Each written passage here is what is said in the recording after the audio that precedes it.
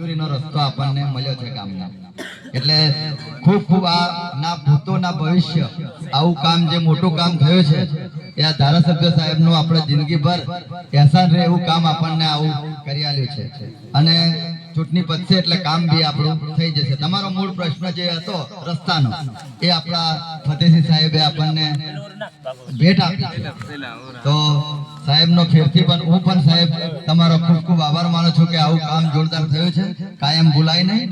હવે સભાની સંબોધન કરતા પહેલા સાહેબને વિનંતી કરીએ કે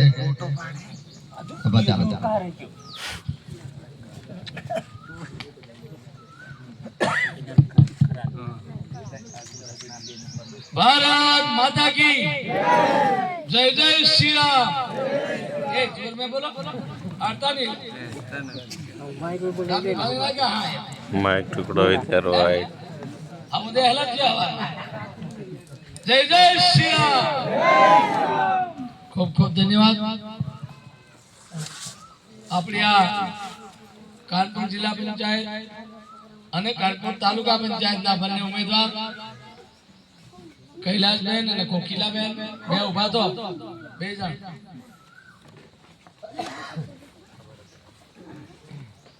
આપણા જિલ્લા સીટના ઇન્ચાર્જ માધેરિયા ઠાકોર ગણપતસિંહ રવેલી ઘનશ્યામભાઈ અન્ય સરપંચશ્રીઓ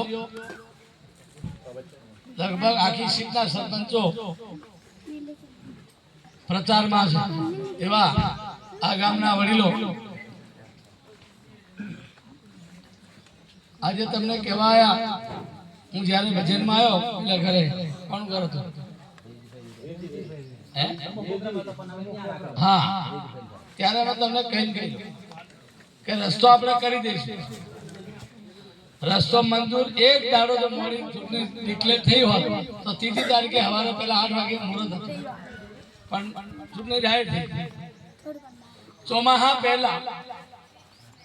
ચોમાહા પહેલા રોડ બની ડામર રસ્તે આપણે આવીશું આ તમને ખાતરી હાલતો હતો। આ ગપ્પા મારવા નથી આવ્યો પણ શરત એક પણ વોટ બહાડાનો પડે નહીં પંજાનો વોટ પડે નહીં આ ગેરંટી તમારે આલવી પડશે।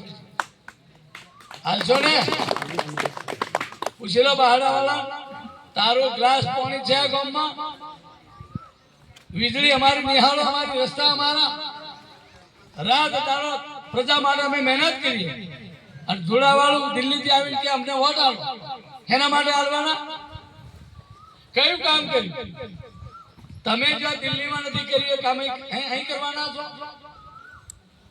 આપણી સરકાર એક જમાનામાં ગરીબી એ કહેતા ને એ ગરીબી મોદી સાહેબે રહેવા નથી।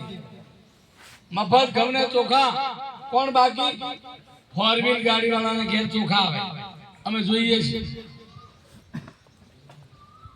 સુખી લોકો આ ઘઉં ચોખા ખાય ગરીબો તો ખરા પણ આપણી સરકારે કરેલા કામ ઉંમરવાળાના પૈસા મળે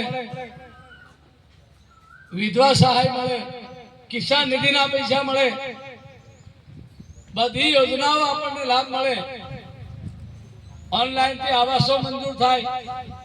અમે જ્યારે સરપંચ હતા ને ત્યારે 2 આવાસ આવે ને 2 તે 4500 રૂપિયા આલેલા કોંગ્રેસમાં એ 4500 માંથી 2500 રૂપિયા સરપંચ તલાટી પતાવી નાખ્યા પેલા 2000 મળે તોય રાજી થતે લાગે મારે જે મળ્યું ખરું લાગે રાત કે ઓફિસે પૈસા ભરવા પડે આપણે પૂછે હુલા રણછોડ પૈસા આમ ભરી આયા કાલા તલાટી પૈસા ભરી આયા એવું અભણ લોકોને બિચારાને ખબર નહીં કે આ પૈસા ખોટા લે છે।